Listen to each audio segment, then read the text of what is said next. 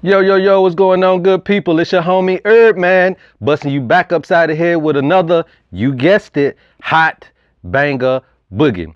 Hey, look, go tell somebody to go tell somebody your homie HerbMan is on. And if you guys are new to the channel, go ahead and hit that logo right at the bottom of your screen right there and hit that notification bell so that you never ever miss an episode of what we bring to the table here on YouTube, all right? Now, what we're going to talk about today is the all too important, the immune system. All right, we're going to talk about how it kind of operates, what we can kind of look for. And as herbalists, as people who are really into the healing business, we really want to know this particular sector of the body system, because this is the one that is not only a very hard area to really decipher and recognize and understand, and then be able to put forth some type of remedy for people's issues. It's also a tough one for the allopathic community. I mean, it's very tough for even the people in the modern medicine to try to figure out in order to help us with certain diseases. There's a reason why a lot of autoimmune diseases are uncurable, so to speak. There are reasons why they deem a lot of cancers and things of this nature uncurable, a lot of colds and viruses and bacteria infections uncurable, because the immune system is a very difficult platform to try to negotiate with, or even try to infiltrate and try to make changes to. Okay, so it's very, very difficult to understand. So as herbalists, we just don't want to throw herbs at a person just because they said they have a cold. We really need to recognize a few different things so that we can kind of really pinpoint what we need to do for the immune system in order for it to help fight off some of these unwarranted, unwarded infections, bacteria, viruses, and diseases. Okay, so this particular episode, we want to really just try to break down the immune system as fast as I possibly can. Don't really want to overwhelm you with a lot of the information, and I don't want to make this video very long. All right, so pretty much the main cells that we're looking at when we're talking about our immune system is T cell lymphocytes and B cell lymphocytes. And the T cell lymphocytes, both cells originate in the bone marrow. Okay, both cells come from the bone marrow, but as they mature, the T cells end up maturing in the thymus gland, in your thymus gland, which is right here in your chest bone area. All right, so it's hence the reason why we call it a T cell, because it matures in the thymus gland, and the B cells stay in the bone marrow. Okay, and there are different other players to this. The T cells, lymphocytes, you have macrophages, you have monocytes, you have cytokines, you have cytotoxic cells, you have natural killer cells. All of these cells are a part of the defense system for your immune response. Okay, and they all play an important part in both of these particular lymphocytes. Okay, now the T cells are pretty much the main cells that will go out and search for foreign objects, and they'll take that information back, and then they'll either send out a bunch of cytokines, all right, cytokines, and the cytokines will then go and they will do the research on the cell, and they will either kill it or they will send back information saying they need some help. And then the T cells will send out what was called cytotoxic cells. And these are your your CD8s. And pretty much what they do is they come out and they they secrete this particular poison, if you want to say, to help fight off the foreign objects or the pathogens that is in the body. All right, now B cells, they don't tend to secrete anything, but with B cells, they tend to use what is called antibodies. Okay, and the antibodies, the B cells pretty much come up on the cell. It uses receptors to figure out what the cell is, and then from there it uses its antibodies to ward off the antigens. Okay, and antibodies are kind of like little antennas, and they pretty much just let them go out through those antennas and fight off the diseases in the body. Okay, so you got one that uses antibodies, and then you got one that uses cells like macrophages to eat up another cell, or a cell to secrete a particular poison out to the other particular cells that will kill it that way. And so these are your two different ways to do it. Now also in that, we have from a medicinal standpoint, we have what we need to do. Do we need to use immunostimulants, or do we need to use immunomodulators? Okay, and this is going to be part of what we decipher moving forward. Now, the first step that you really, or the first two things that you really want to look at here when we're dealing with someone with a immune deficiency is to look at, did the immune deficiency cause the disease, or is the disease caused by immune deficiency itself? Okay, now let me repeat that. The first thing you want to identify as a true scientific herbalist that is really trying to help and heal is you have to first ask yourself, and you have to go through a questionnaire for the patient, the client, and see, did the disease cause the immune deficiency, or because you had a immune deficiency, then that caused the disease? And the reason why that is very important, because if you can't come up with the answer to this, you may end up giving a person a immunostimulant or immunomodulator that may not be as helpful as you think it's going to be to a particular situation. An example, if a person has an autoimmune disease and you give it immunostimulants, right, that may perpetuate proliferation. So in a person with an autoimmune disease, it's not saying that they don't have enough of an immune defense. What they have is a communication issue. Okay, so now if you proliferate these cells that are not communicating properly, all you get is a lot of miscommunicating cells, right? Because you just ask for it to continue to proliferate, divide what's there.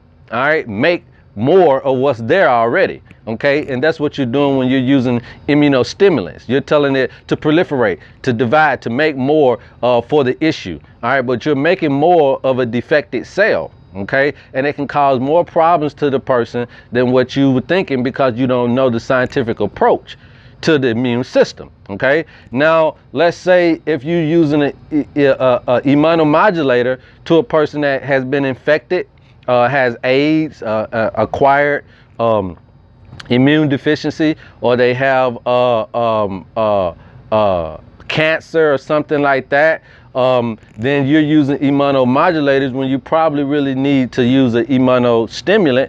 Then what happens is these don't necessarily work as well as need to, because in that particular case you needed to have more good working immune system cells, right? T cells and B cells. You needed more to defeat the enemy, not necessarily a cell mediator. Okay, so this is for like cell mediation. The T cells are cell mediators. They go inside the cell and try to figure out what is the problem inside the cell, where this is more of give me more.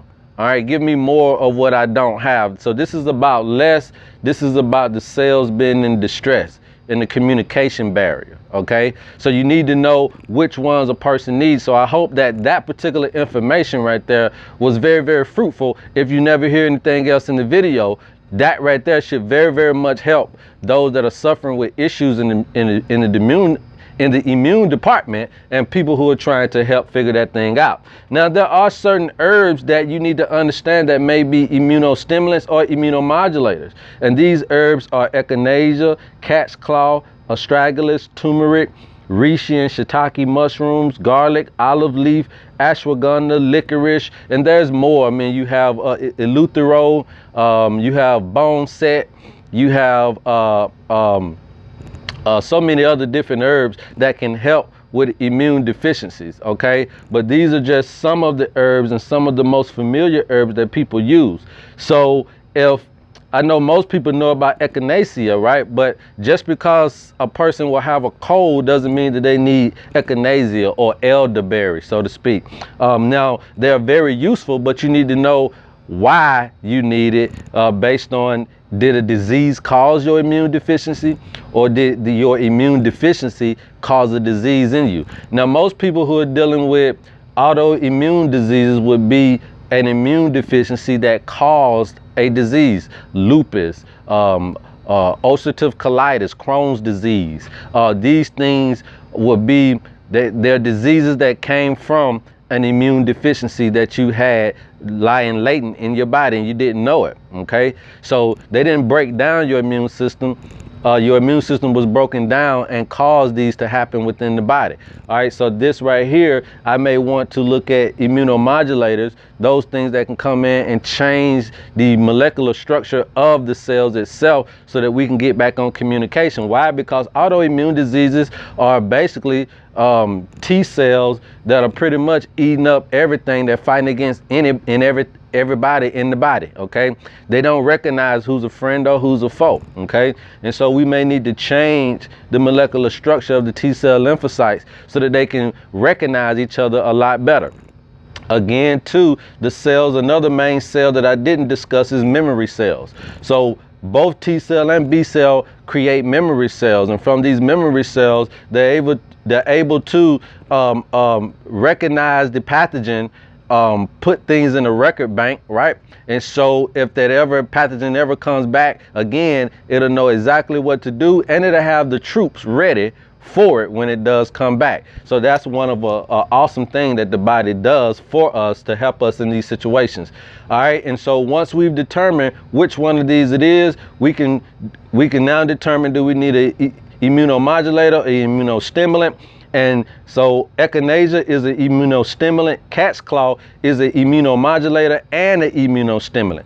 Some of those herbs will be best because you may need something for both, or you may need one more stronger than the other. Astragalus is an immunomodulator. Turmeric is an immunomodulator. Your reishi and shiitake mushrooms are both immunomodulators and immunostimulants. Garlic is an immunostimulant. Olive leaf is an immunostimulant. Ashwagandha is an immunostimulant, and licorice is an immunomodulator. Okay, so when we're dealing with herbs as herbalists, we need to understand this kind of timetable of how to diagnose and which way we want to go with our clients. And then we also need to know which herbs can best suit the situation. There are also foods that can really benefit us when we're talking about bacterial infections and viruses. These foods are going to be great because they not only are going to help with digestion, which is a great part of the immune system. Making sure your digestive system is on point is one of the biggest things of why we get into some of these immune deficiency syndromes. But these foods are going to help not only with digestion, but also is going to help with improving the immunity within the individual. Okay, they have these qualities. So you want to make sure you're eating plenty of ginger, cinnamon, and cardamom, coriander, clove, black pepper, and asafoetida. All right, so you want to make sure you have these particular foods in your dietary program. So again, because they improve digestion, and in improving digestion, they also will improve your immunity. So keep these in your food cabinet, keep these in your medicinal cabinet. Make food with them. You can put your mushrooms in something, and sprinkle a little ginger and a little clove, garlic, and black pepper, and make it taste how you really want to. And then that way you're getting things that will strengthen and improve your immunity, as well as aid in good and better digestion, which will ward off as a preventive method. It will ward off and keep your immune strong and keep your digestive system working properly. And that's the preventive method. The foods are the preventive method.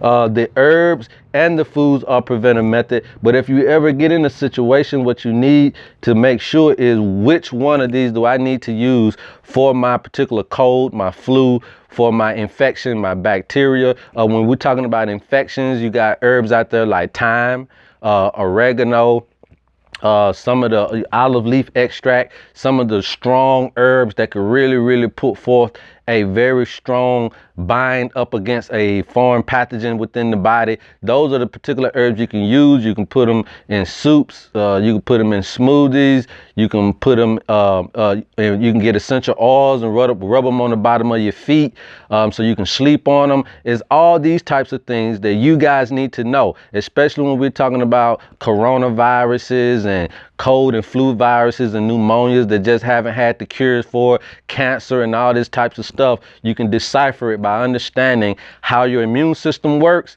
and what kind of foods and what kind of herbs you need to not only prevent, but also treat and cure your issues that you're having with your immune system. All right, so moving forward, this is going to be how we're going to continue to hold court on the HerbMan show. If you guys need anything, please feel free to ask questions, leave comments below. We appreciate all the love. We appreciate all the support you guys are giving us, man. And until next time, I love you, and there's absolutely nothing you can do about it. Peace. Yes, sir.